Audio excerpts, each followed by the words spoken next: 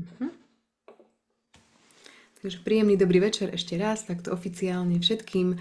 Sme veľmi radi, že ste si našli čas na vzdelávanie a na dnešnú tému, ktorá znie Scrollujú, utekajú, hľadajú a otázka je, že kto sú teda dnešní stredoškoláci. A táto diskusia bude takou sondou do sveta dnešných dospievajúcich očami stredoškolského učiteľa. Budeme hovoriť o úskaliach dospievania stredoškolákov v súčasnej dobe, o novodobých obranných mechanizmoch, o bublinách, do ktorých sa pred svetom ukrývajú naši stredoškoláci, ale tiež o takej ich túžbe po učiteľoch, po hľadaní zmyslu, po učiteľoch, ktorí nie sú len zdrojom informácií, ale sú takí autentickí ľudia, autentickí možno lídri, ktorí im dokážu ukázať smer alebo ich nasmerovať a viesť ich na ich ceste dozrievania a dospievania. A o tom všetkom sa dnes budeme rozprávať so Štefanom Murárikom. Štefan, vítaj medzi nami. Ďakujem veľmi pekne. Ja poviem, že teda Štefan je taký dlhoročný pedagóg strednej školy, zároveň je učiteľom Akadémie veľkých diel na ich škole od úplného začiatku, čiže už je to teraz 7. školský rok. A zároveň je riaditeľom novovznikajúceho klasického gymnázia Kolegia Antona Neuwirtha. Aj o tom bude možno trochu reč, ak budete sa chcieť o tom viac popýtať, tak budete môcť. A Štefana možno poznáte aj z rubriky Zo života učiteľa na denníku Postoj. Tak možno, že ho viac poznáte z jeho riadkov ako takto naživo a z tvárov jeho. Tak dnes trošku budeme tak naživo od teba počuť tvoje myšlienky a názory. No a moje meno je Miroslava Duranková, ja som riaditeľkou projektu Akadémie veľkých diel, ktorý organizuje toto dnešné večerné podujatie a ktoré už 7. rok pomáha žiakom a študentom a aj dospelým na ceste k charakteru, k múdrosti a kráse a všetkým týmto vznešeným a pekným veciam. A robíme to všetko cez hľadanie odpovedí na dôležité životné otázky prostredníctvom štúdia veľkých diel a ponárania sa do diskusí a otázok, ktoré nám tieto veľké diela a veľkí autori našej kultúry, ktorú európskej, slovenskej kladú. A to všetko sa vlastne deje na seminároch po celom Slovensku už teda 7. rok. Tento rok dokonca máme viac ako 1000 účastníkov v týchto našich programoch, z čoho sa veľmi tešíme. No, ale teda poďme na to. Začneme takou úvodnou rozstreľovou otázkou, že aká je teda generácia dnešných stredoškolákov, ale povedzme si aj tak technicky, že o akej generácii sa to teda vlastne rozprávame. Takže aké sú to dátumy narodenia, možno ako sa volá táto generácia, čo na ňu hovoria rôzne výskumy, také nejaké technické zaradenie. Nech sa páči. Super. Dobre, tak poďme na to. Najprv dúfam, že ma aj dobre počuť. Teba mi pokýv hlavou, či áno. Dobre. Tak ak sa ideme dneska baviť o stredoškolskej mládeži, tak najčastejšie sa používa termín takže generácia Z. A aby som to pretlmočil do jazyka, v ktorom väčšinou rozmýšľame, tak generácia Z sú mladí, ktorí dneska chodia do škôl a poznáme ich pod termínmi deviatak až maturant. Že približne takto dátumovo by sme vedeli ohraničiť generáciu Z, o ktorej budeme rozprávať dneska najviac. Čiže hovoríme o dátumoch narodenia zhruba 1997 až 2012. Potom ste sa určite stretli s tým termínom mileniáli. To je generácia, ktorá vlastne ktorá bola pred touto generáciou. Je to zároveň generácia, do ktorej patríme aj my dvaja, čiže ľudia približne vo veku 20 až 45 rokov. No a po generácii Z, aby som to doplnil ten obraz, nastupuje generácia, ktorú poznáme ako generáciu alfa. Čiže to sú deti, ktoré sú dneska mladšie ako 13 rokov, čiže približne 8. Čiže ďalšia generácia, ktorá nesie mnohé znaky generácie Z, ale v mnohom je zase úplne jedinečná. Takže ešte raz generácia Z v našich hlavách, približne deviatáci až maturanti. Súčasný. Čiže roky 97 až 2012. Čiže môžete si, či už svojich študentov, ak ste tu učitelia, alebo možno svoje deti zaradiť, že kde cca sa teraz nachádzajú. A teda čo sa napríklad hovorí o generácii Z tak všeobecne? Čo sa dočítame? Keby si nám mohol dať nejaký sumár. Áno. Tak veľa vecí asi máme odpozorovaných, veľa vecí sme počuli, kde si zachytili. Mhm. Um, um, Inak ešte by som spomenul asi meno organizácie, ktorá sa venuje tak výskumne a že je úplne skvelé, že sa jej venuje priamo na Slovensku a venuje sa veľmi dobre. Je to organizácia Youth Watch. Takže ak niekoho zaujíma trošku aj také teoreticko-výskumné pozadie toho, že čím tie generácie žijú, že rád by počul okrem skúseností z stredoškolského učila aj trošku výskumu k tomu, tak vás chcem veľmi odporúčiť a presmerovať na ich Mhm. správy výskumné. Tak z tých budem vychádzať aj ja okrem svojich skúseností a skúsim spomenúť také tie najrukolapnejšie termíny a fenomény, ktoré pomenúvajú aj oni. Mhm. Tak prvým takým základným, ktorý asi úplne že každý naprvu vidí, je, že generácia Z žije konštantne online, že je to neustále pripojená generácia. Je to Mhm. generácia a stalo sa aj to vlastne v procese toho vývinu spoločnosti, že ten druhý domov sa stal ich prvým domovom. A teraz pod tým druhým domovom myslím to online prostredie, že Mhm. predovšetkým počas koronakrízy boli nútení do toho online priestoru prejsť a oni sa v ňom tak trochu udomácnili. Takže to je úplne taká prvá vec, že to je online generácia. Mhm. Generácia Alfa už sa do tohto prostredia kvázi narodila, ale generácia Z sa tak trošku udomácnila v ňom. Mhm. Um, Druhý taký termín, ktorý sa mi veľmi páčil a veľmi s ním sa viem stotožniť, je, že je to generácia, ktorá vníma jedinečnosť ako normu. Že mladí cítia taký silný tlak byť jedinečný, že je to taká požiadavka doby aj Mhm. rovesníkov, že musia byť originálni, respektíve nesmú byť to, čo oni volajú, že basic. Akoby každý by si Mhm. mal vo svojom živote vytvoriť takú vlastnú značku a mal by tej značke byť verný, kamkoľvek ide. A že to je veľmi zaujímavé, že napríklad tento týždeň som mal rozhovor so svojím synom, ktorý do tej generácie patrí a rozprávali sme sa o tom, čo by si do školy mohol obliecť alternatívne, že nestále nosí to isté, ale že nech skúsi Mhm. dať za niečo iné. A že toto je argument, ktorý on použil, že ale tati, veď všetci ma poznajú, že ja som takýto a toto nosím a že ako, že nemôžem sa z toho vyšmyknúť len tak, že bolo by to niečo veľmi čudné, čo mne vôbec nešlo do hlavy, teraz tomu asi rozumiem trošku viacej. Mhm. Takže buduj si svoju vlastnú značku a buď sám sebou. Mhm. Ďalšia vec je taká, čo sa nazýva, že fluidná identita, že tí mladí, a to si my veľakrát neuvedomujeme, že žijú v mnohých roliach a zaiste to je niečo prirodzené aj pre nás, že aj my žijeme v niekoľkých roliach naraz, Mhm. ale že tie možnosti, ktoré im ponúka ten online svet, sú neporovnateľné. Že možno, že to, ako vnímame toho študenta v triede, ako sa prejavuje treba, že introvertnejší a tichší a nenápadnejší, že ani o nej neviete, o tej študentke, tak ona sa môže v online prostredí vyskytovať pod úplne inou identitou, že človek by vás nespoznal. Možno to práve naopak. V nejakej úplne níž, maličkej komunite je to úplne extrovertná, otvorená, komunikatívna influencerka. Mhm. Napríklad minule som mal tú skúsenosť, je to asi mesiac, čo jedna moja študentka bola taká strašne taká vyhepená, bola úplne šťastná. Ja som sa išiel spýtať, Mhm. že čo sa stalo, že čo v jej živote sa zmenilo, že je taká šťastná. Povedala, že pán profesor, mňa dneska vymenovali do pozície, a teraz ja to ani neviem povedať, ale pochopil som z toho, čo povedala, že to bola nejaká komunita online gamerov, že to bola Mhm. nie ľudia, ktorí hrali hry, alebo pozerali hry a tie Mhm. hry komentovali a v tej komentárovej sekcii sa jej dostalo nejakej cti, že ju vymenovali za administratorku nejakej Mhm. bublinky a ona mala právo zrazu do tej bublinky vstupovať a rozhodovať o tom, kto môže Mhm. ostať, nemôže ostať, koho vyhodím a tak. A ona si tú rolu tak mimoriadne vážila, mňa by to v živote nenapadlo, ale Mhm. že oni z týchto rol ako keby prepínajú, za deň sa môžu ocitnúť v 10 rolách, o ktorých my ani netušíme.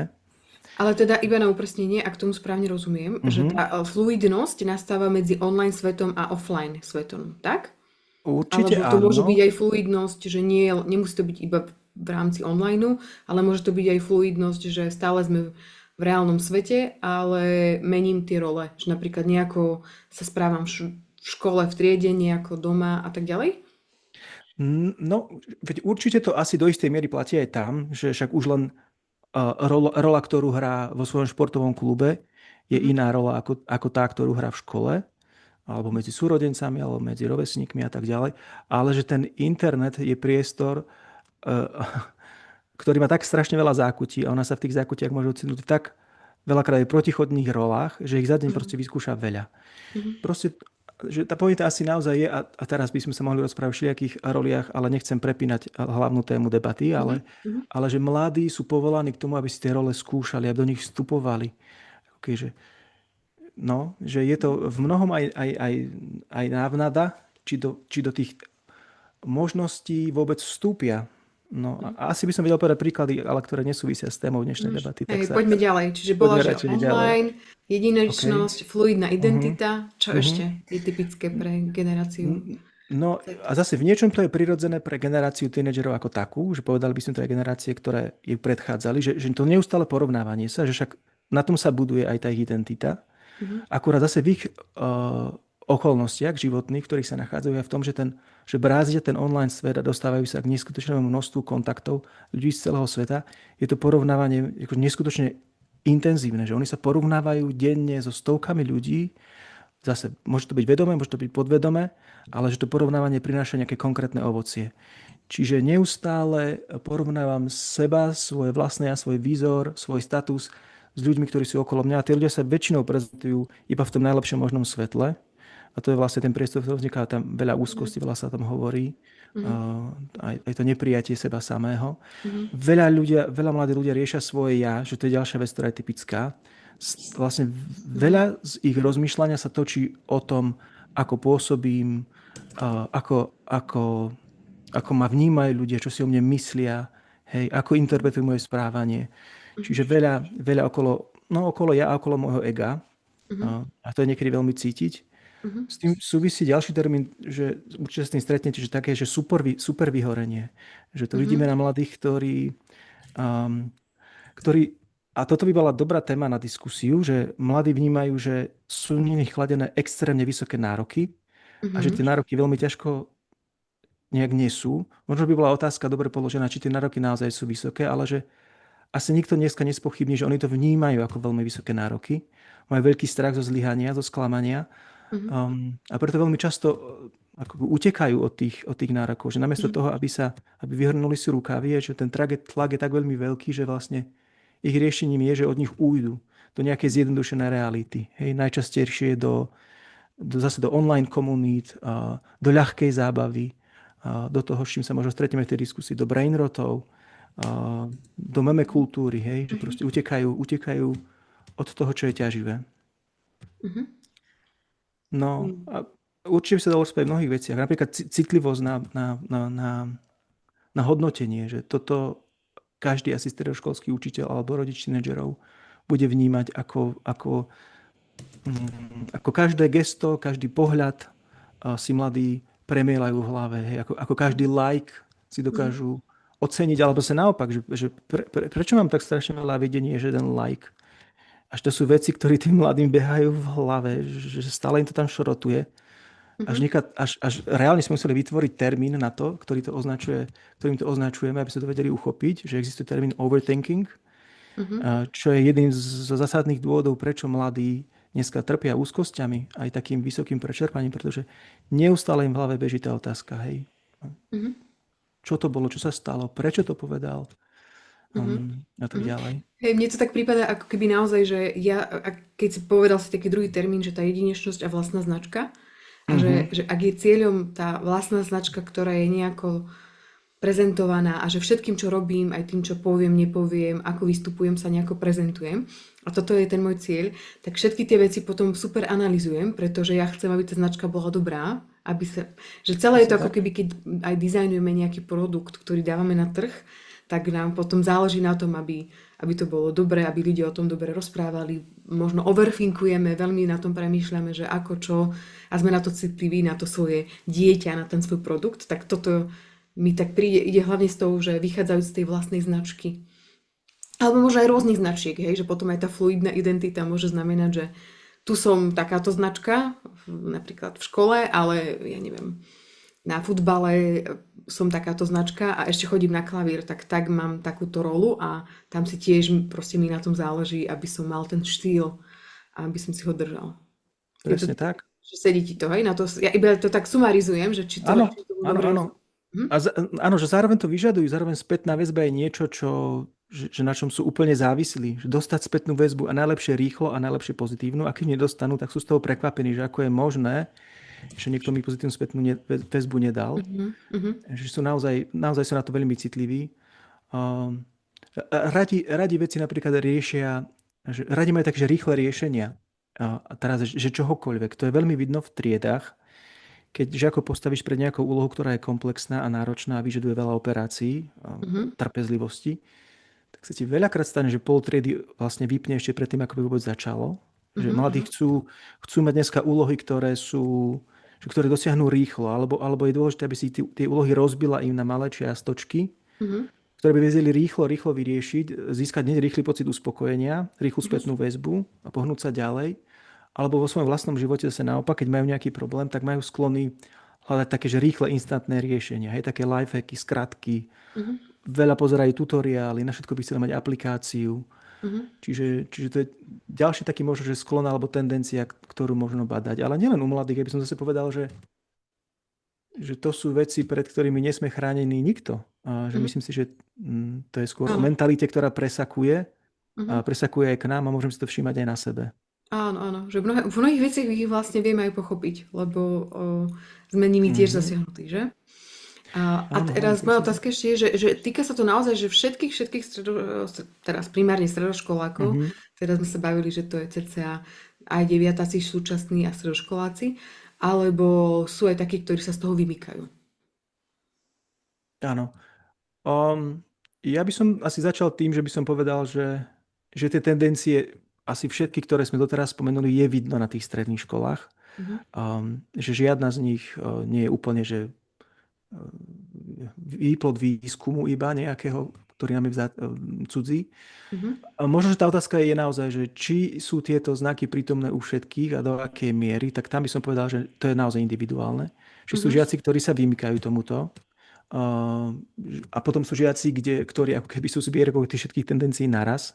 mhm, Um, a keď sa nad tým zamýšľam, tak že asi možno aj vidno nejaké kontúry tých dôvodov, že prečo tomu tak je, že ak chápeme, že toto je generácia, ktorú niečo stvárnilo, tak tá otázka je potom položená, že čo je to, čo na nás vplýva. A v mhm, princípe to môžeme zredukovať asi na základné veci, mhm, ktoré učíme v pedagogike a učia sa v pedagogike už mnohé roky, že vlastne na človeka vplýva niekoľko faktorov, z ktorých najzákladnejšie sú že gény, prostredie a nejaké skúsenosti. mhm, A že asi sa zhodneme, že gény sa za posledných 20 rokov masívne nezmenili, že tam odtiaľ to mhm, nepôjde, ale že určite sa zmenilo prostredie, v ktorom sa mhm, deti ocitajú. Zmenili sa určite ich skúsenosti, ktoré denne naberajú. mhm, Hej, zmenila sa doba, v ktorej žijú. A tu asi by potom som videl tú odpoveď, že ako je to možné, že niektorí mladí sú od týchto trendov chránenejší. No, že pravdepodobne to bude tým, že vychádzajú z iných prostredí. mhm, Že to staré známe, čo všetci si uvedomujeme a stále to je pravdou, je, že ak tá rodina, z ktorej pochádzajú, je funkčná, možno nemusí byť úplná, ale stačí, že je funkčná, že tým mladým poskytnú, uh, dokážu im saturovať tie základné potreby, ktoré majú, že je to miesto, kde sú prijatí, kde sú mhm, pochopení, kde sú bezpodmienečne milovaní, aspoň do takej míry, ako sa to dá, kde sa cítia bezpečí, kde sa cítia doma, tak s veľkou pravdepodobnosťou nebudú nútení hľadať tie najzákladnejšie potreby kde si inde.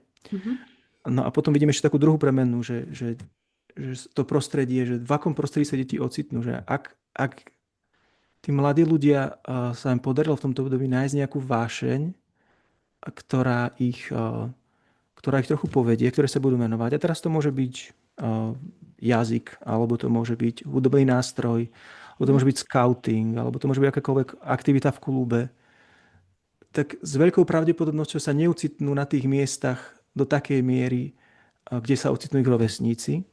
A mhm, zároveň tá samotná aktivita ich formuje, že ak sa niečomu vytrvalo venujem, tak vo sebe, že to formuje môj charakter, moju vytrvalosť, moju cieľavedomosť, mhm, stretávam iných ľudí, hej, vytvorím si priateľstva.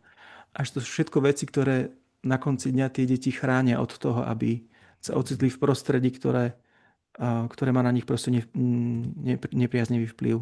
mhm, mhm. Dobre, tak poďme si povedať, lebo si povedal, že však mnohé veci máme podobne aj my. No, Teda tá či staršia naši to netučím generácia dvaja. mileniálov, alebo možno ešte staršia generácia nad nami.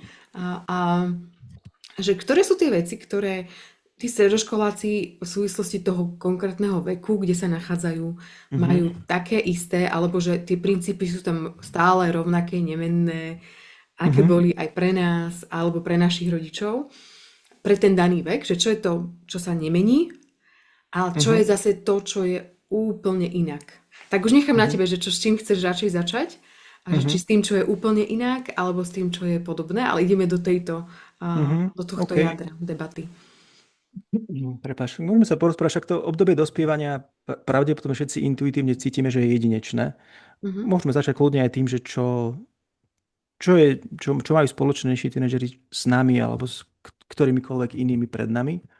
Tak určite to je obdobie, kde hľadajú tú svoju identitu. Hej? mhm, Oni to proste potrebujú nájsť, že to je niečo, čo im nikto nedá. mhm, A prirodzene s tým experimentujú. mhm, Skúšajú polohy, skúšajú roly.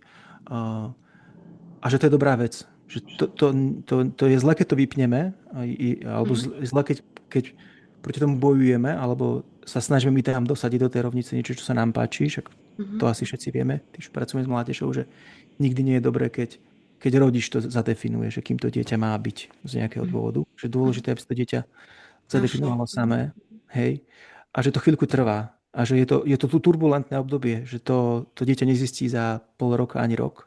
mhm, Zároveň to je obdobie, že prechádzajú mnohými zmenami hormonálnymi na úrovni mozgu. A dejú sa im veci, ktoré sú metúce, mhm, cítia sa úplne inak, ako sa cítili možno, že 2 týždne dozadu, že o tom sa mhm, tiež veľa hovorí, sú o tom štúdie, aj filmy sa o tom točia, všetci sme videli film v hlave a všetci sme sa na tom zabávali, ale že to je proste realita, že to dieťa sa niekedy zmení z týždňa na týždeň, že zrazu sa cíti spôsobom, akým sa absolútne necítilo, mhm, že prichádzajú do jeho prežívania napríklad stavy úplnej apatie. Hej, že mhm, dieťa až máš pocit, že niekto ti vymenil dieťa. mhm, A že to je normálna vec, že je to úplne v poriadku.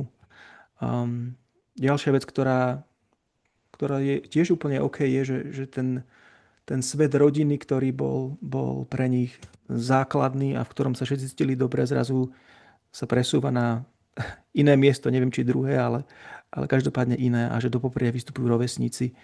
To mhm, mnohých rodičov môže prekvapiť, keď zrazu zistia, že názor priateľa je dôležitejší ako názor rodiča. mhm, Alebo keď zrazu spoznajú tvár dieťaťa, ktorú nepoznali, alebo že to dieťa sa zrazu prejavuje úplne inak doma, ako sa prejavuje v škole. mhm, A je to úplne v poriadku, že zrazu tí rovesníci sú tí najdôležitejší ľudia na svete. mhm, Mm. A že spolu s nimi si to dieťa buduje tú vlastnú identitu. Testujú hranice, však áno, to je ďalšia vec, ktorá musí liezť na nervy nielen mhm, rodičom, ale aj učiteľom. Že deti to robia, akože robia to geniálne a veľakrát to robia nevedome, ale veľakrát to robia vedome. Že ak poznáš tínedžerov osobne, alebo máš nejakého doma, alebo tak, že oni sa ti s tým veľakrát priznajú, že proste, že my to normálne, že cieľne robíme tomu učiteľovi, aby sme zistili, ako zareaguje a že bavíme sa na tom, ako reaguje. mhm, A že toto učiteľ asi skúsený by mal vedieť prečítať. mhm. A tebe sa A, to deje? A v triede? Aj teba skúšajú? Hlavne možno taký, že akože, čerstvo nový?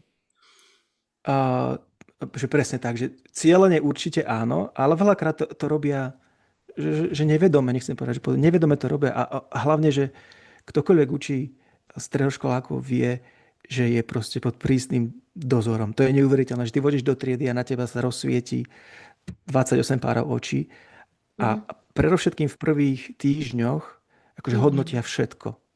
mhm, Ako sa zatváriš, čo povieš, či dodržíš predovšetkým, či dodržíš to, čo si povedala.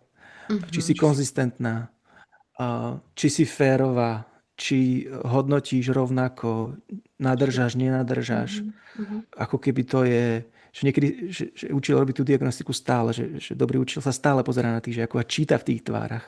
mhm, A že neuveriteľné veci tam im na tom čele idú mhm, a veľakrát cítim veľkú zodpovednosť za to, mhm. že no nemôžeš si dovoliť prísť do triedy a um, no, Nepripravený. odflaknúť to. Mhm, Áno, áno.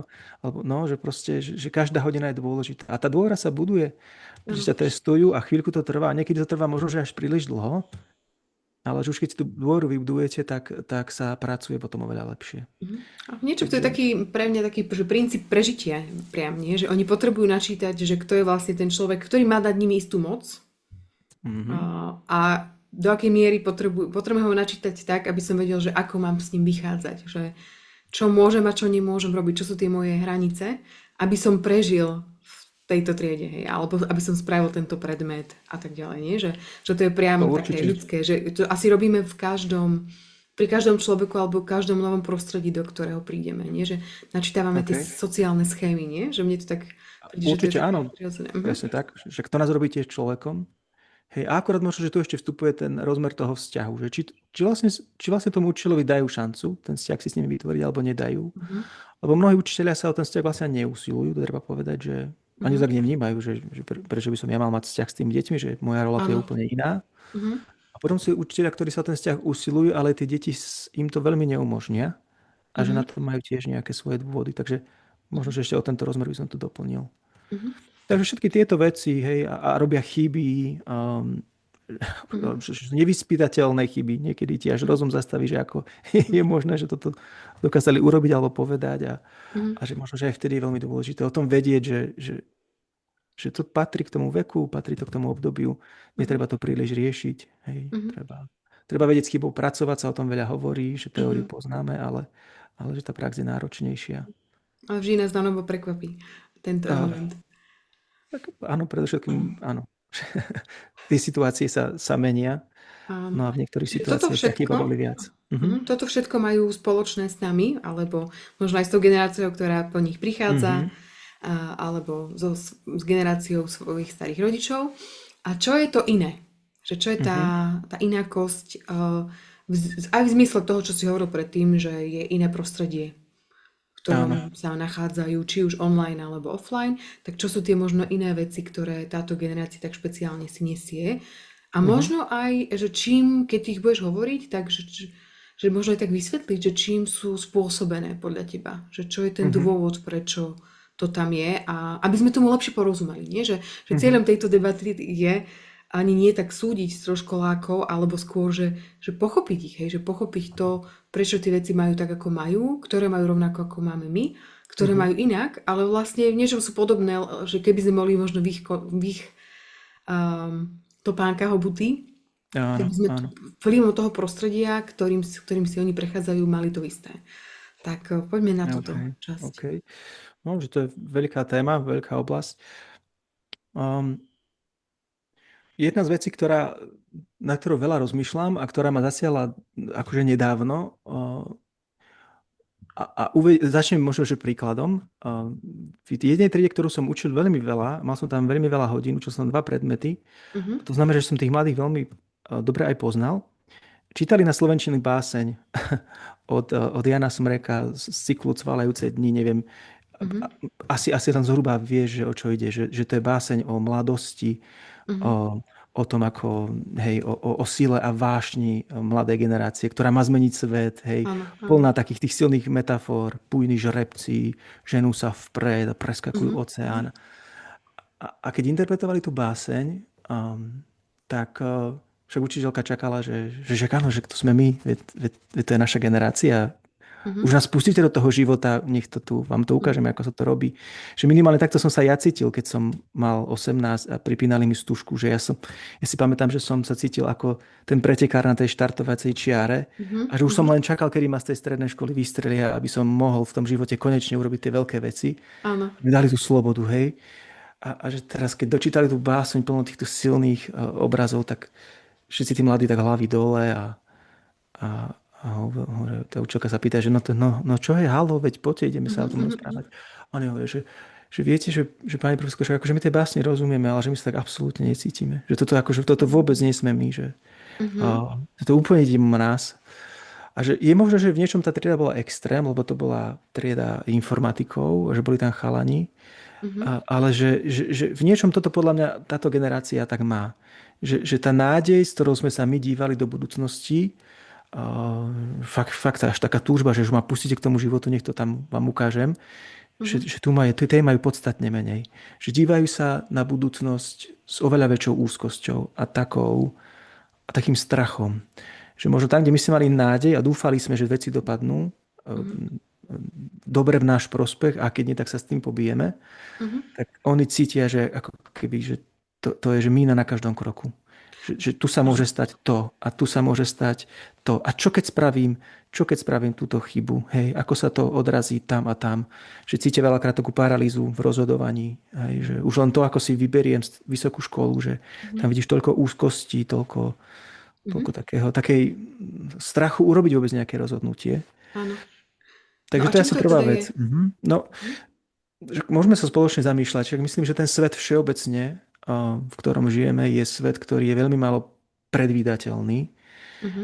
Však, neviem, ako si ty pamätáš 90. roky, ale že ktoré obrazy sme videli najčastejšie v telke, že to boli obrazy rodín, šťastných rodín. Pozerali sme, si to na to spomínaš, také tie televízne seriály, kde boli rodiny Krok za šťastné, že mohli byť krokom. spolu krok za krokom, hej, a ja neviem, Mhm. Billa Cosbyho a Mhm. kadejaké iné. A že v niečom sa do nás tie obrazy vrili a my sme chceli replikovať tieto príbehy vo svojich životoch. Hej. A nehovorím, že toto bol kľúčový faktor, ale že tak nejak sme vnímali tú budúcnosť, že čakajú nás dobré veci.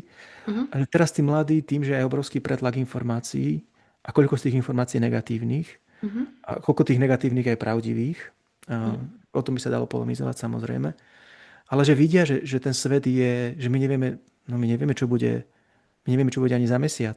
Že vidia Mhm. globálne krízy, mladí sú citliví na mnohé aj envirotémy, a vidia, že planéta nám môže pravdepodobne možno, že v nejakej oblasti aj skončí nejakým kolapsom. Zažili si koronu, Mhm. to samo o sebe prinieslo Mhm. obrovské napätie a neistotu. Cítia, že žijú po dlhých desaťročiach mieru v Európe, cítia, že žijú na hrane nejakého veľkého konfliktu, ktorý môže vypuknúť. Nikto Mhm. nevie kedy. Že vidia tu lídrov, ktorí sú nevyspytateľní. Mhm. A, a že to všetko na nich vplýva. A hlavne, keď sa to ako keby melie a vidia to, skáče to na nich z každého kroku, Mhm. tak to môžu byť niektoré z tých dôvodov, ktoré za tým sú. Takže akože, ako na to by sme mali možno, že reagovať by mohla byť že otázka a asi Mhm. tiež by som povedal, že ani my nesnažíme sa nájsť rýchle riešenia. Myslím si, že základ toho všetkého, že tým mladým porozumieť, že to je asi Mhm. jedna taká ďalšia typická vec, ktorú tí mladí potrebujú, že možno len potrebujú, aby sme si ich vypočuli, alebo aby sme ich chápali, Mhm. alebo sme sa ich nemali snažili pochopiť, a že to niekedy stačí. Mhm. No a keď si sa stretol s touto beznádejou, napríklad pri tejto Mhm. básni, ktorú si povedal, tak čo je podľa teba taká reakcia, ktorá, okrem toho, že si ich vypočuješ napríklad, že už len to, že Mhm. ich počúvaš a vnímaš, že toto je tá vec, ktorú teraz oni prežívajú a nie je to radosť z budúcnosti, ale je to taký Mhm. možno strach, obavy a tak ďalej. Že aká je podľa teba vhodná reakcia na toto, hej? Alebo čo Mhm. tebe funguje, alebo čo vidíš, Mhm. keď nejakým spôsobom na to zareaguješ, tak čo je tá Mhm. cesta, ktorou ísť podľa teba? Mhm. Zase to je ťažká otázka, ale môžem hovoriť asi o nejakých všeobecných, minimálne mojich osobných princípoch. Mhm. A dôležitý je individuálny prístup. Všetko to sa tiež všade hovorí, že každý žiak, že to má inak. Ako každému sa snažiť nájsť cestu. A predovšetkým, keď má záujem. Že keď aspoň trošku vidí, že je tam priestor na rozhovor. A Áno. teraz hovorím o rozhovor mimo triedy, rozhovor, kde si súkromný na chodbe prihovoriť sa. Niekedy sa len cíti, že mám sa tomuto študentovi prihovoriť, že Mhm. kde si to v Mhm. sebe máš. A snažiť sa pochopiť a vypočuť. Asi by som povedal, že je veľmi dôležité, aby každý študent zažil nejaký úspech na tej škole. Že, a to je dneska aj náročné, lebo sú študenti, ktorí vynikajú a sú ďaleko nadpriemerní v triede. Mhm. A potom sú takí, ktorí majú pocit, že nie sú dobrí v ničom. Mhm. Že proste a nikdy nebudú dobrí v ničom. Takže môžeme pripraviť tie podmienky tak, aby ten človek reálne zažil úspech. A teraz možno, že je úspech, ale že nastaviť to tak, aby to on považoval za úspech. Mhm. Pochváliť napríklad snahu. Že veľakrát že nedívať sa iba na výsledok, ale Mhm. oceniť snahu. A teraz oceniť to spôsobom, ktorý bude autentický, aby to ten žiak, lebo oni to vycítia, keď to len hráš, alebo ho chceš nejako Mhm. falošne ho tak nejako povzbudiť, ale že ja si reálne všímam, Mhm. koľko do toho si investovala času a viem pomenovať tvoj úspech, možno, že ten čiastočný úspech, že Mhm. dá tú spätnú väzbu tak, aby ten človek vedel, že za toto ťa teraz chcem oceniť. Áno. Konkrétnu vec. Um, no pomôcť tým mladým zapojiť sa do kolektívu. A potom to je veľmi individuálne, že sú žiaci, ktorí sa ti otvoria na rozhovor a dokonca si ho vypýtajú, že by chceli s tebou ísť. Ak má škola inštitúciu nejakého mentoringu, tak ju využívať čo najviac, Mhm. lebo tí mladí sú úplne iní mimo triedy, Mhm. medzi Ako, štyrmi áno, očami. áno, áno. Hej, hej, Mne tu pri tom ako ešte ide taká téma, že tá beznádej, že ako keby, že zaujať pozíciu človeka, ktorý dáva nádej.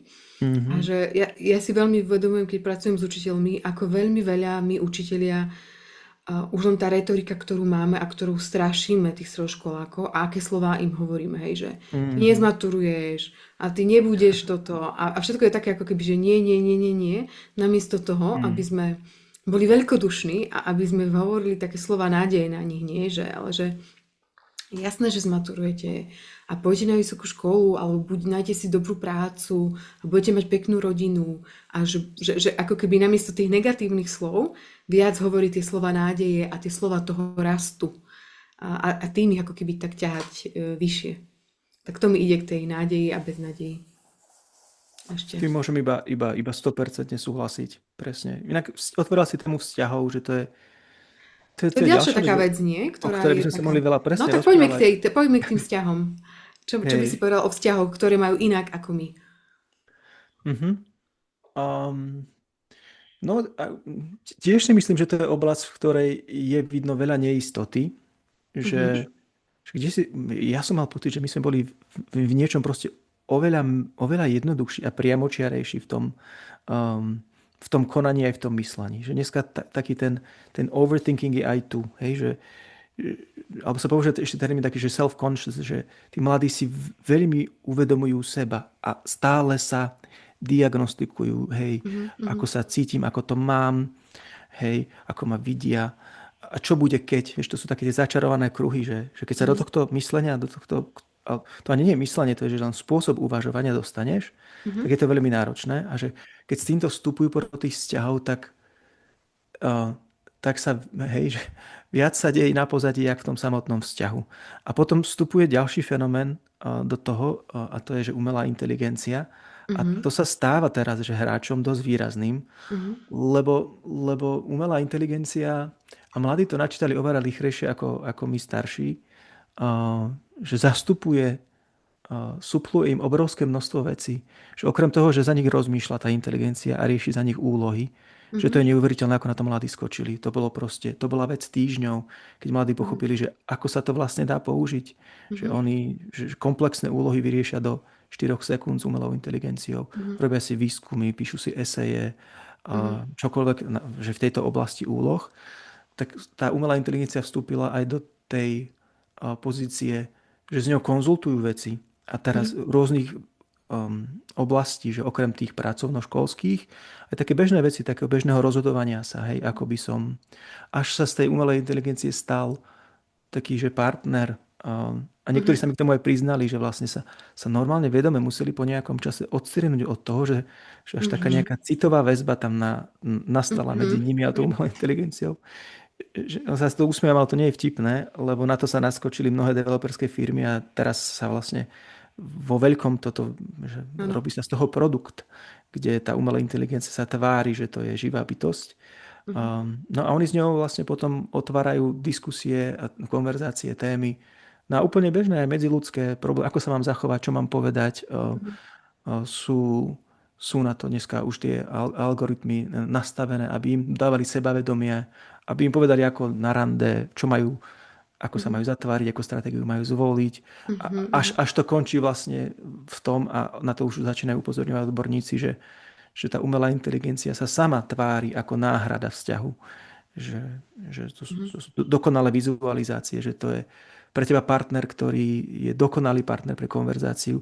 A Mhm. toto je tak obrovská pasca, o tom sa tiež veľa rozprávame aj s kolegami alebo Mhm. doma, že tá umelá inteligencia sa na teba nastaví takým spôsobom, že ty máš do seba pocit, že čokoľvek povieš dáva maximálny zmysel, vo všetkom, čo povieš, máš pravdu, Mhm.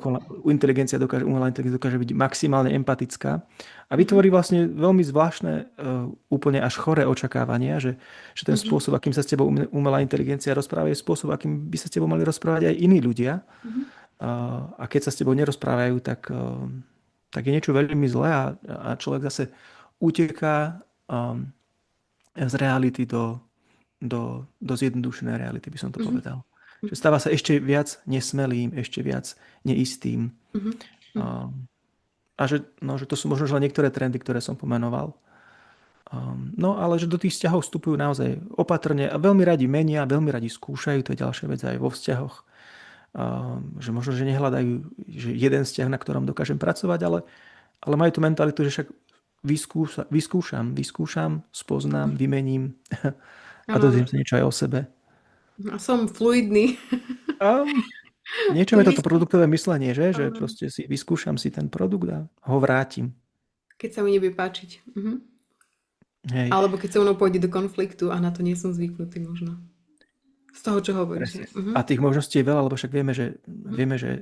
že vzťah to je v prvom rade veľa práce, Mhm. a to je veľa trpezlivosti. Mhm. Áno. A keď ju nemajú, tak keď si možno že aj nemyslia, že by mali mať, tak potom áno, je ľahšie niečo ukončiť a vyhodiť. OK, OK. A čo ešte by si povedal, že je také, že táto generácia má inak? Mhm. Um, Asi ten morálny kompas je taká zaujímavá téma, Mhm. že a to je zase požiadavka doby, niečo, čo mladí vycítili, prijali to, bez toho, že by sa nad tým zamýšľali. Mhm. V tom zmysle, že mladí sa veľmi spoliehajú na svoju emocionalitu. Že pri, pri rozmýšľaní, pri uvažovaní, pri rozlišovaní, že veľa dajú na to, ako to cítia. Toto slovo veľmi počuješ v slovníku mladých ľudí. Že ja to tak necítim proste. Áno, A že ja áno. to tak necítim je vlastne argument, ktorý nemáš čím prebiť. Hej? Lebo že to, ako to cítim, to je to najdôležitejšie. A keby Mhm. som išiel proti tomu, ako to cítim, tak idem sám proti sebe. Mhm. Je, že tá požiadavka autenticity, že musíš, že aký imperatív, ty musíš konať tak, ako to cítiš. A keď tak nekonáš, Mhm. tak nie si autentický. A že v niečom to je, však asi rozumieme, že asi by sme z časti súhlasili, ale vieme, že proste emócie to je vec, ktorá jednak je nestála, že ten pocit Mhm. tu je a za chvíľku tu byť nemusí. Áno.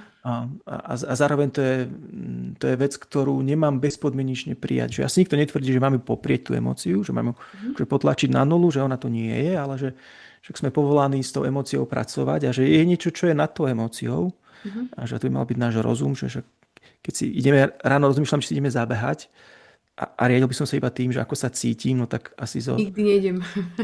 zo 100 pokusov 99 krát proste nepôjdem. Mhm. A už len to, že keď si ten jedenkrát zabehať pôjdem, tak zrazu ako sa aj ten môj pocit samotný zmení, že už zajtra môžem byť oveľa náchylnejší si zabehať, ale Mhm.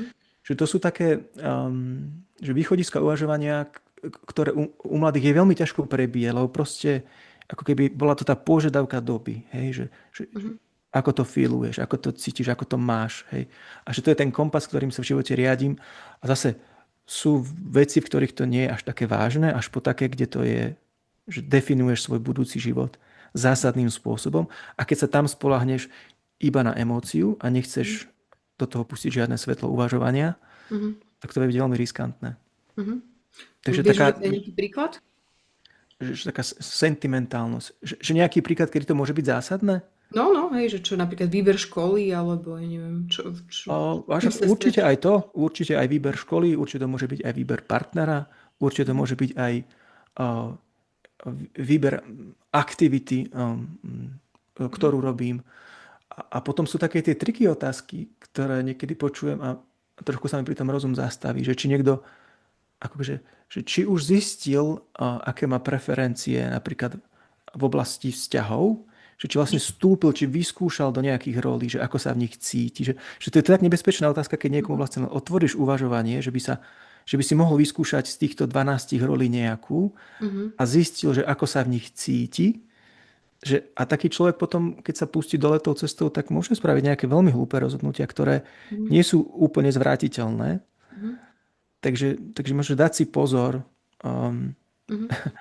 či vôbec tá otázka je dobre položená. Mhm. Um, Hej. No ja vnímam, že tá sentimentálnosť vplýva aj na nás, a tá Mhm, emocionálnosť, že aj na mhm, ostatné generácie a čo vlastne veľmi výrazne ja pociťujem z kultúry a z popkultúry, ktorá sa na nás valí, že tá emocionálnosť, ktorá je kľúčom ku každému rozhodnutiu. A hej, len vnímam, že z toho, čo ty hovoríš, že pri generácii Z je to také, že ešte na entu, hej, mhm. že tie veci sú aj u nás, ale u nich je to také hyperbolizované až a rozšírené, zozumované na najväčšiu možnú mieru, ako sa dá. A spomínal si ešte autentickosť, tak ešte k tomu to Mhm. povedz, že čo tá autentickosť, Áno, tak medzi rečou si ju povedal. áno. A autentickosť je vlastne to, na čo sú mladí veľmi citliví a interpretujú skôr v tomto význame, že či to, čo vyznávaš ako hodnotu a to, ako Mhm. sa cítiš, či sa prejavuje navonok. Hej? Áno. A to môže byť, a tuto by som mladých asi pochválil, že je Mhm. dobré, že nemajú radi neautentickosť. Otázka je len, že do akých rovín to posunú. Mhm. Že, hej, že to, že nenasledujem vo všetkom svoj vnútorný pocit, hlavne Mhm. taký ten prvoplánový, neznamená, že nie som autentický. Hej, Áno. môže to znamená, že som rozmýšľajúci, ale že som rozvážny, hej. Ale zase na druhej strane kvitujem, hej, že vidia mladí veľa póz a vidia veľa marketingu a že už sú, že sú ním precítení a vytvorili si taký ten radar na to, Mhm. keď to proste nekorešponduje, hej. A že to Mhm. im veľmi vadí. Že pózy, a, Mhm. takéto len, že forma, na to sú veľmi citliví a že to asi treba kvitovať. Mhm. Mhm. A však mi sa zdá, že teraz sme také svetielko nádeje si tomu dal teraz, nie? Že Mhm, čo sú také veci, ktoré vnímaš, že sa ti že sa ti to proste páči na tých mhm, stredoškolákoch, že však povedali sme, že sú takí beznádejní, nevidia mhm. proste možno zmysel, možno majú agilné vzťahy, AI, na nich Áno. vplýva sentimentálnosť a nejaká prílišná možno emočnosť, overthinkovanie, také prílišné Mhm, sa mhm, zaoberanie vecami a do nekonečná filozofovaním nad nejakou vecou o sebe a so zameraním na mhm. seba, ja. Ale keď si zoberieme tieto veci, tak ukáž nám tú takú pozitívnu stránku, ktorú ty si povieš, že tak toto sa mi na nich fakt páči, na tejto Mhm. generácii. OK. Napríklad ten iný oteň autentickosti, ktorý si teraz Mhm, spomenoval. mhm. Prepač. Mhm. Áno, tak už len to, že som stále v školstve a nie len ja, ale mnoho učiteľov, je dôkazom Mhm. toho, že tí mladí proste sú stále obrovskou hodnotou pre náš život, že to školstvo neponúka veľa benefitov Mhm. a že pre mňa osobne, že sú to samotní mladí, pre ktorých som stále učiteľom, že mňa to dokáže stále Mhm. nadchnúť, keď ich vidím. Že je tam veľa vecí, že prvá vec je ten potenciál, že ty vidíš, ako sa tí ľudia ti prejdú rukami. Mhm. A že ja napríklad veľmi rád si pozerám fotky, že akí boli, a pozerám si to so študentami, že akí boli, keď Mhm. prechádzali hej, štúdium. A ty vidíš tých malých, nesmelých deviatáčikov, ktorí ti nastúpia do prvej triedy a Mhm. vidíš, ako ti odchádzajú akože že krásni, rozvití ľudia, Mhm. že pripravení, zrelí, v mnohom našli svoju cestu. Niekedy sa to nestane, ale veľakrát to stane. A potom už nehovorím samozrejme o možnostiach, keď sa stretneme po škole. Mhm. Čiže jednak vidieť ten potenciál a vidieť, ako sa ten potenciál krásne naplňa. Hej, Mhm. a potom zase, že ja som spomínal asi veľa vecí, ktoré vyzneli negatívne, ale že oni Mhm. majú, že v mnohom majú pozitívnu stránku. Že to, ako mladí dokážu napríklad byť tolerantní dneska, že dokážu byť inkluzívni v tom dobrom, že nehľadajú dokonalosť, a Mhm. dokážu prijímať veci ľudí takých, akí sú. Mhm. A to sa týka napríklad aj učiteľov, že ak sme sa rozprávali o autenticite, tak podľa mňa autentický učiteľ je ten, ktorý si dokáže priznať aj svoju chybu, aj svoje Mhm. zlyhanie, aj svoju neistotu, že aj čokoľvek. A že tí mladí, že pre nich to neznamená, že sa diskvalifikoval ten učiteľ, ale že práve naopak, že dokážu ho prijať. Mhm. A potom, že sú hodnotovo citliví, to by som určite spomenul, že možno, že veci, na ktoré aj my sme, že naša generácia trochu prepadla, možno, že hodnotám ako, že úspech, mal som pocit, že naša generácia, toto bol trošku problém, že peniaze a úspech, že mnohí prepadli tomu, tak mladí dokážu mnohé z týchto hodnôt tak trošku odstaviť veľmi rýchlo, že peniaze a úspech, nehovorím, že pre všetkých, ale pre mnohých Mhm. nie je dôvod, alebo že nie je vec, za ktorou sa vydajú. Že sú napríklad ochotní robiť radšej niečo, čo nevynáša až tak veľa peňazí a statusu, ale že Mhm. niečo, čo im dáva zmysel. A sú ochotní robiť kľudne aj dve, tri práce. A že inak to je možno že typické aj pre generácie, ktoré prichádzajú po nich. Že je Mhm. tá otázka zmyslov. Hej. Potom sa mi veľmi páči, akí sú schopní sa niečo veľmi rýchlo naučiť. Že to je tak super schopnosť, ako pre všetkým, ak niečomu rozumejú a majú pre niečo zápal, tak že za 3 dní sa dokážu naučiť veľmi Mhm. komplikované veci, na ktoré ja už nestačím. Hej, alebo že akí sú kreatívni. Ako sa vedia zapáliť pre vec, že keď už, keď už niečo pochopia, keď pochopia zmysel niečoho a rozhodnú sa preto, tak Mhm. idú ako píly. Mhm. Že oni to majú v sebe, len to potrebujú to bohatstvo nájsť a potrebujú sa preto rozhodnúť. Mhm. Vtedy akože aj ten rast, aj tá krivka, že predtým klobúk dole. Áno, áno. Super, ďakujem za to. Ja v tejto chvíli by som chcela zapnúť chat, čiže ak máte nejaké otázky, ktoré by ste sa chceli spýtať Štefana, tak môžete ich napísať do chatu, už by mal byť zapnutý. My sme samozrejme aj pri tvorbe tejto diskusie videli tie otázky, ktoré ste písali už keď ste sa hlásili, takže sme ich tak aj reflektovali. Samozrejme, nedalo sa všetko. A predtým, ako sa vrhneme a sa nám rozbehne chat, tak ja sa chcem spýtať o otázku, že OK, že ako vlastne byť dobrým učiteľom pre túto generáciu. Nie? Že Mhm. ako byť učiteľom, ktorý môže týmto stredoškolákom, so všetkým tým, čo si doteraz povedal, aj s tými možno ťažšími vecami a výzvami, ale aj s tými pozitívnymi, ktorými sme tak Mhm. trochu teraz sa venovali posledné minúty. Akého učiteľa potrebujú, alebo vychovávateľa, možno aj rodičia, Mhm. že čo je ten dôležitý dospelý v ich živote a aký by mal byť a tak, aby im čo najlepšie pomohol. Hej? Že čo sú tie veci, Mhm. ktoré by im mal dávať alebo by ich mal ich dotovať akými Mhm. vecami. OK. Ale však môžeme rozmýšľať spolu. Asi ma napadá niekoľko vecí. Prvá otázka je možno otázka nárokov. Mhm.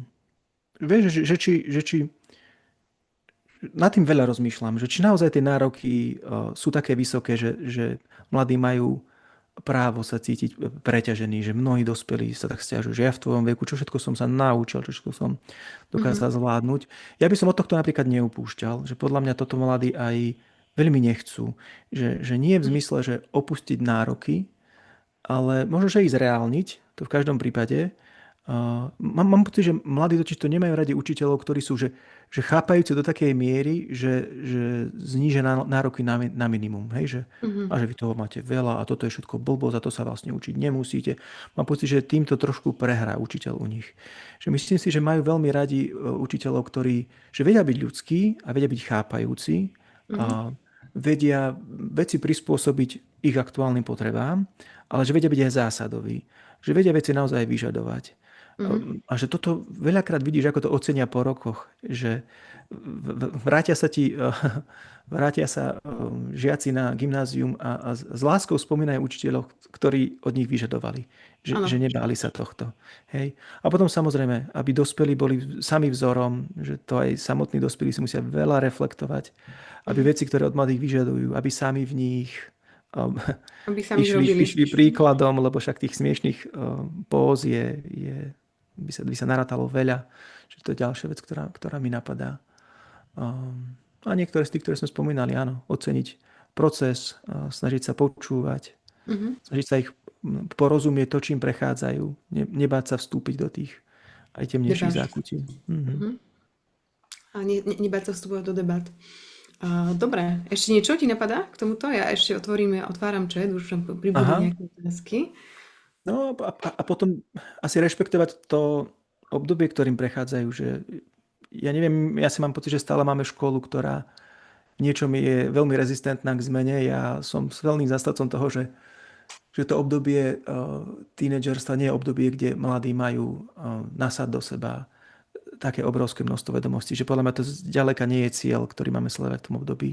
Že Mhm. prispôsobiť aj to vzdelávanie tomu, čo je typické alebo čo je potrebné pre deti v tomto veku.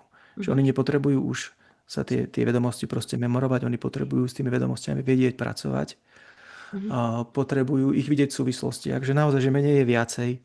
A Mhm. snažiť sa čo najviac zintegrovať tie vedomosti, ktoré v tom stredoškolskom vzdelávaní máme, aby videli súvislosti, a že to už sa hovorí desiatky rokov, ale Mhm. oveľa ťažšie sa to robí, hlavne keď to máš prerábať na tých školách. Áno, áno.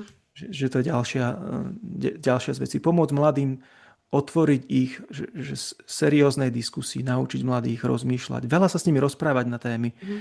On dokáže byť veľmi vďační diskutéri. Rozprávať sa o živote, že Mhm. skúsiť nájsť témy, ktoré Áno, sú áno. relevantné pre ich život. No tu ti budem oponovať, to môže byť, že možno, že pre teba je to OK, lebo ty sa možno rád rozprávaš so študentmi, alebo Poď. máš s tým dobrú skúsenosť, ale že čo Áno. pre učiteľa, ktorý možno nemá takú pozíciu, že by ho tí študenti vyhľadávali, že by za ním prišli a diskutovali, ale že on vlastne chce sa k ním priblížiť, chce s nimi diskutovať, ale nevie ako. Alebo nevie, akú otázku má, ako začať ten dialog, hej? Takže čo by si takému učiteľovi povedal a odporúčil? A teraz ešte iba na také, že ozrejmenie, že má s tým problém preto, lebo nie je ten typ, že to je, alebo že to je generačný rozdiel, alebo že... Dajme tomu, že ja nečítam teraz konkrétnu otázku, to sa pýtam ja, že, Aha, OK. že je tam nejaký proste, hej, dajme tomu, že generačný rozdiel, že on vlastne aj chce, ale nevie, ako sa priblížiť a vôbec otvoriť tú debatu. OK. A ja si myslím, že asi podstatné je to, že ten učiteľ chce a že má reálny záujem. Podľa OK. mňa žiak vycíti, keď ten učiteľ toho žiaka má rád a pristupuje k nemu s dobrým úmyslom, pomôcť mu, a nech to už je čokoľvek. To môže byť pomôcť mu s učivom, pomôcť mu zorientovať sa trochu v živote, pomôcť mu prekonať to ťažké, čím teraz tento týždeň prechádza. Že proste ten žiak to vycíti. A tá otázka, však ak je úprimná, tak však stačí len začať otázkou, že vidím, všímam si, že si aktuálne prechádzaš niečím ťažkým. Chcela by si mi tom povedať, ale môžem ti nejako pomôcť. Však už len toto je známkou toho, že ten učiteľ to myslí dobre a že teraz sme na rovine osobnej a potom tých debát a diskusí, ktoré môže s nimi otvoriť v tej všeobecnej rovine je to chce len trochu kreativity a snahy, alebo sa ich spýtať, o čom by sa chceli porozprávať. Že čo im beha hlavou. Akože začať sa dá na toľkých rôznych miestach. A však sa to cvičí, áno. Áno, ďakujem za toto. A poďme, ja na to trošku tak nadviažem jednu otázku, ktorá je tu v čete.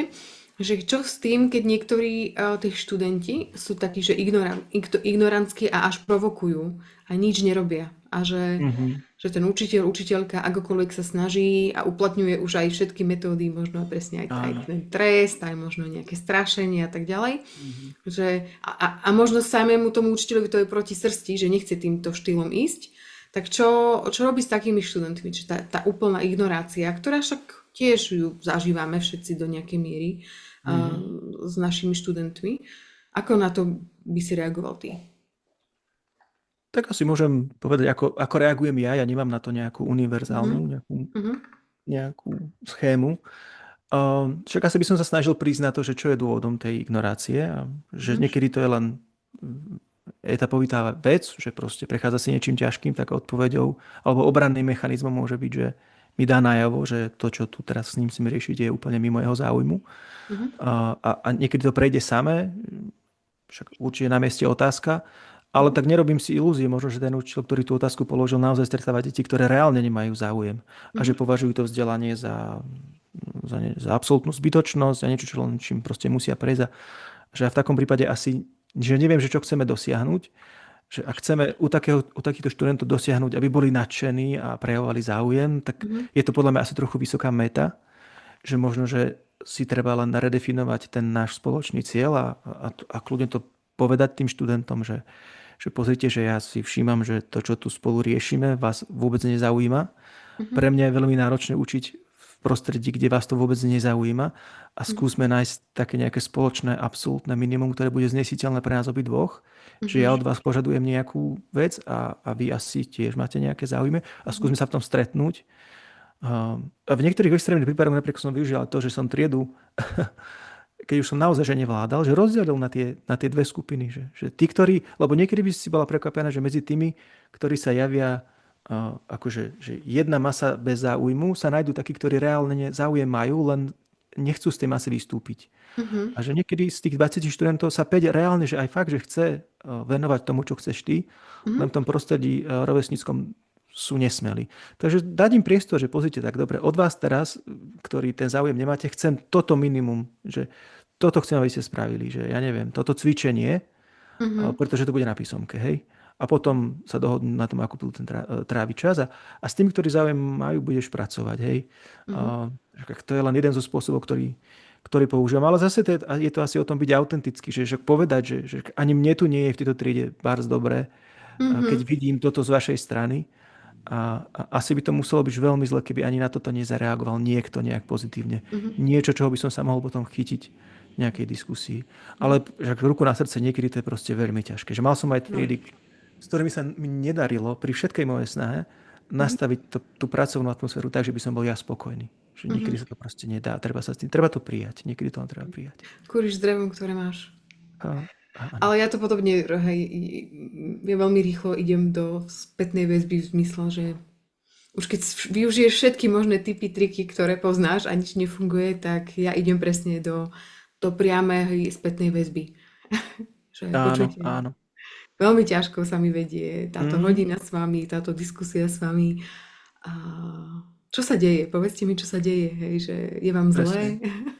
Zle to Prípadov je vysvetľuje? veľa. Áno. No, a niekedy dáva úplne zmysel, že na chvíľku len že úplne pustím to, čo som chcel robiť a Áno, áno. skúsim humor, skúsim zvedavú otázku.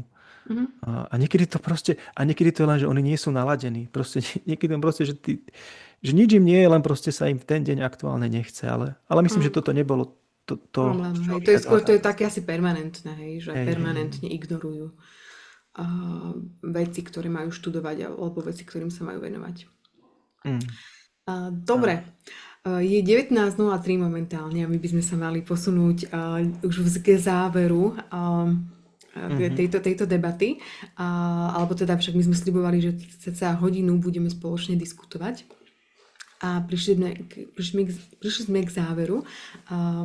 Ja som ťa chcela ešte poprosiť, aby si aspoň v tomto závere povedal trochu viac o tom novom gymnáziu, ktoré vlastne teraz tak nejak sa chystá, kuchtí, a aby si nám možno prezradil spoza opony nejaké informácie, Mhm. lebo Mhm. ty sa momentálne nachádzaš v stave takého tvorby školy vlastne v niečom na zelenej lúke, hej? Že zrazu máš priestor vytvoriť nejakú školu, kde sa práve títo stredoškoláci, súčasná generácia, prípadne tá generácia, ktorá príde po nich, bude môcť rozvíjať. Tak čo sú možno také piliere toho, ako nad tým premýšľaš ty, ako nad tým premýšľate Mhm. v tvojom týme nového klasického gymnázia, kolegia Antoine Hej. Virta.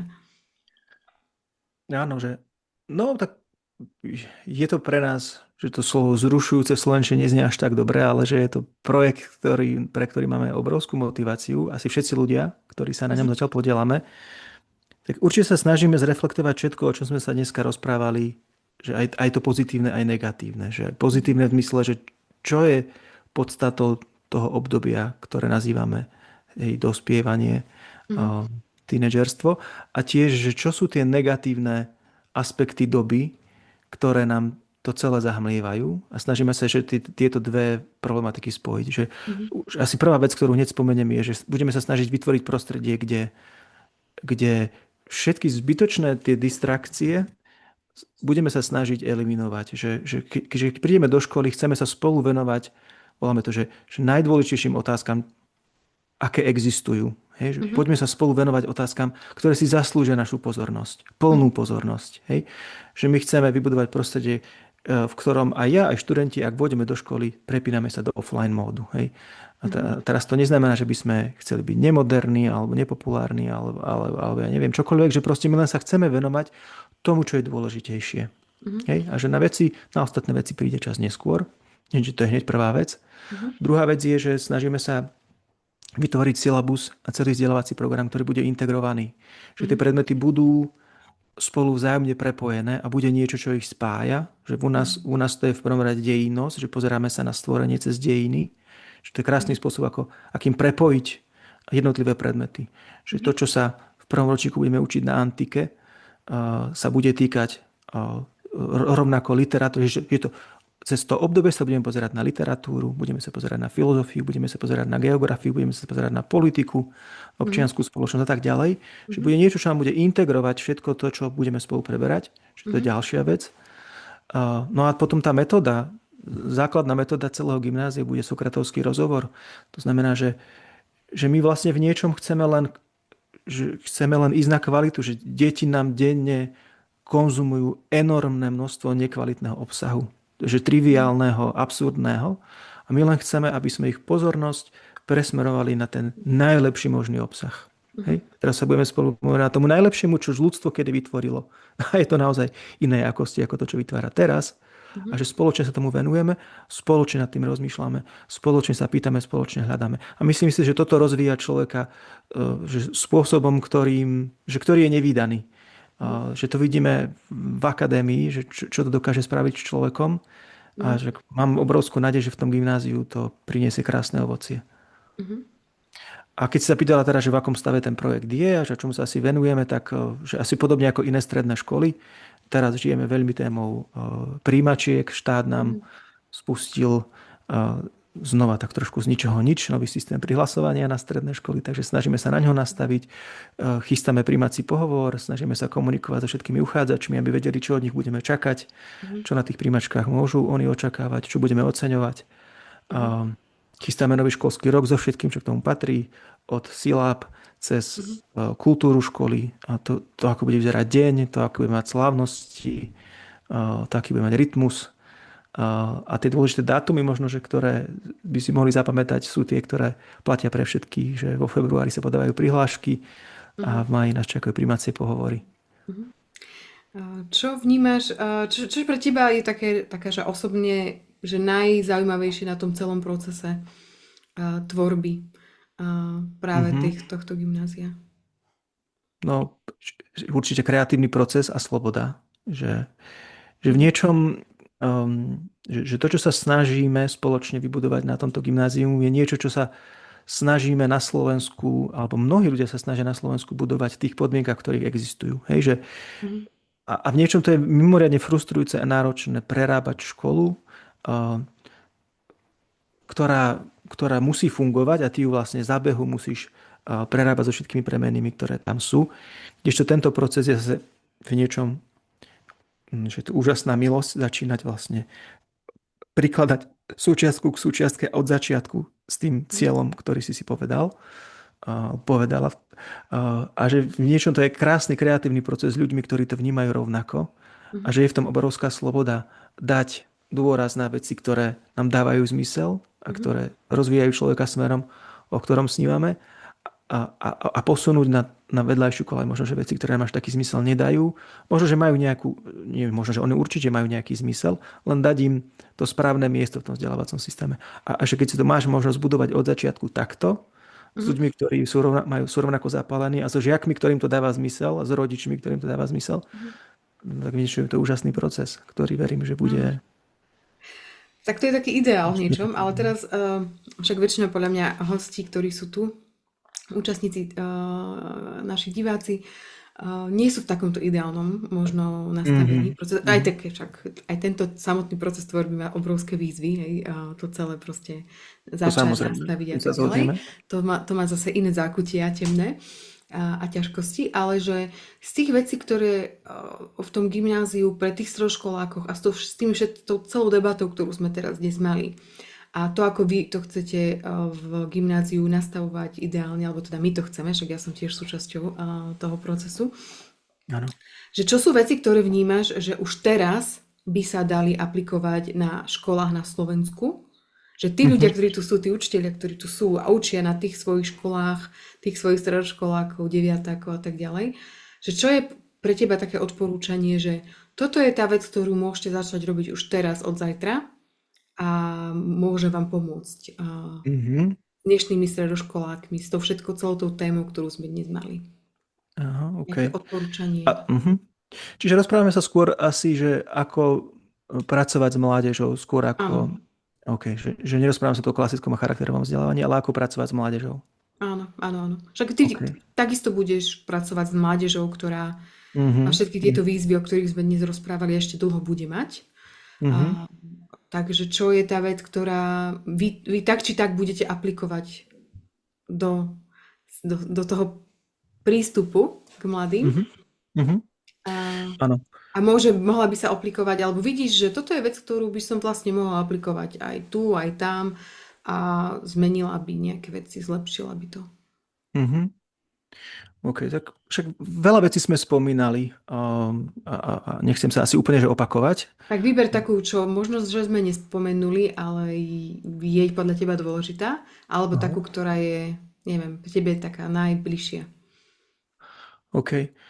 Um, akože keby som teraz úprimne odhľadnúť od všetkého, čo sme sa rozprávali, mal povedať, že čo je najväčšou výzvou, že podľa mňa najväčšou výzvou je ponúknuť mladým alternatívu toho, čo žijú. Že to je Mhm. podľa mňa, to vnútri je moja najúprimnejšia odpoveď, Mhm. že v niečom nás zastihol ten obrovský trend jak to máme, mobilných telefónov a online priestoru a Mhm. online tej ľahkej nezmyselnej zábavy nepripravených. Že to nikto nevedel, že vlastne do čoho my vstupujeme a Áno. mám pocit, že človek, že je to neférová hra. Že je to Mhm. neférová hra voči nám, že ten systém, ktorý sa okolo toho vytvoril, že ide nemilosrdne po tom, čo je človeku prirodzené a Mhm. človek má veľmi málo schopností sa brániť. A že ono to je vidno nielen na tej generácie mladých, ale že ešte výraznejšie to vidno na generácii starých, že ty keď vidíš Mhm. dospelých mužov, ktorí sú schopní sa hrať, ja neviem, ako nazvať tú hru, primitívnu hru v prostredí, kde je to, že pre mňa to je, že ja na jeho mieste by som sa cítil byť v niečom aj akože bolo by mi to trápne, že hrám na verejnosti tento typ hry alebo vôbec takúto hru alebo pozerám si takýto obsah alebo keď vidíš starých ľudí, ktorí ti preposielajú, tvojich starých rodičov, ktorí ti preposielajú, že primitívne videá, že tam sa len krásne ukazuje, ako my sme vlastne bezbranní Mhm. a že v niečom dokonca tí mladí sú nám až vzorom, že sami vedomo už pochopili, že ten systém je nastavený proti ním a že ich krásne vidno, ako uvedomele, cieľene sa snažia z toho systému vystupovať a proti nemu bojovať. Lenže Mhm. toto je asi, že vrchných 10% mladých uvedomelých. A že tí ostatní žiaľ ostávajú kde si zaseknutí v tom priestore, ktorý ich stále viacej a viacej rozleptáva. A pre mňa je podľa mňa kľúčové, že dovoliť tým mladým nájsť tú alternatívu a ponoriť ich hlbšie k tomu, o čom sa rozprávame, akože o hodnotách. Že veľa sa o tom hovorí, že čo sú tie hodnoty, Mhm. pre ktoré by oni mali nájsť zápal. Hej, no tak aktuálne najvyššou hodnotou pre nich je rozptýlenie. Rozptýlenie a zábavu. Že našou úlohou je ukázať im hodnoty, ktoré sú že násobne Mhm. hodnotnejšie a pre ktoré sa oplatí urobiť veľa a obetovať veľa. Že priviesť ich k tomu. Že to je našou najväčšou úlohou. No. Mhm. Presne tak, ja iba nadviažem na to tým, že mali sme takú debatu už raz spolu, že my keď sme začínali Akadémiu veľkých diel, vlastne v ktorej si súčasťou úplne od začiatku, tak vtedy ja som vlastne používala taký narratív, ktorý znel, ktorý bol inšpiráciou od Chestertona, ktorý hovorí, že mladým nepotrebujem čítať rozprávky na to, aby vedeli rozdiel medzi dobrom a zlom, pretože oni ho už dávno poznajú, ale potrebujem čítať rozprávky na to, alebo veľké príbehy, aby vedeli, ako Juraj zabije draka. Alebo ako sa vlastne to zlo má poraziť. A po tých rokoch v práce s Akadémiou veľkých diel a s učiteľmi vo všetkých tých rozhovoroch vidím aj tie spätné väzby od rodičov, ktoré prichádzajú, že vlastne tento narratív od Chestertona už nie je pravdivý pre dnešnú dobu. Že v dnešnej dobe by som povedala, že naši mladí nevedia rozdiel medzi dobrom a zlom. Že vlastne No, oni ho žiaľ musím nepoznajú. povedať, že áno. Že ak to je otázka, tak myslím si, že áno, že aj tomuto sa musíme na novo učiť. Mhm. A zase asi neplatí to úplne Áno, všeobecne, jasné. ale že veľakrát sa to zlo dokáže preobliecť a Áno. prezentovať spôsobom, ktorý že je nebezpečný, by som povedal. Že my vlastne potrebujeme začať teraz v úvodzovkách parafráza Chestertonovho výroku, čítať tie veľké príbehy a rozprávky našim deťom, našim mladým nielen preto, aby sa naučili, ako Juraj zabije draka, ale preto, že aký je rozdiel medzi dobrom a zlom. A s týmto by som Áno. to tak ukončila a pozvala vás všetkých, aby ste sledovali jednak Štefanov blog, ktorý píše na Postoji, aby ste sledovali Nové gymnázium a kolegia Antona Neuwirta a aby ste možno naďalej, keď už sledujete, sledovali Akadémiu veľkých diel, naše aktivity, aby ste vstupovali do debaty s nami a možno sa stali aj našimi kolegami a všetky dôležité informácie nájdete aj na našej web stránke. Budeme veľmi radi, ak sa nám ozvete, ak sa k nám pridáte presne do tejto partie ľudí, ktorí takýmto spôsobom chcú vzdelávať súčasnú, ale aj budúcu generáciu na Slovensku. A dnes práve Štefan bol reprezentantom za všetkých učiteľov Akadémie veľkých diel a aj kolegy Antona Neuwirta. Takže veľká vďaka. Za to ešte raz vidím, že všetci nám už píšete do komentárov. V tejto chvíli ja vypínam nahrávanie, ale ešte tu možno chvíľučku ostaneme a keď ešte chcete, tak bude možno nejaké informácie za oponou, bez zapnutých kamier. Takže vypínam. A veľká vďaka ešte raz. Dovidenia. Ďakujem pekne aj ja. Dobre. A teraz...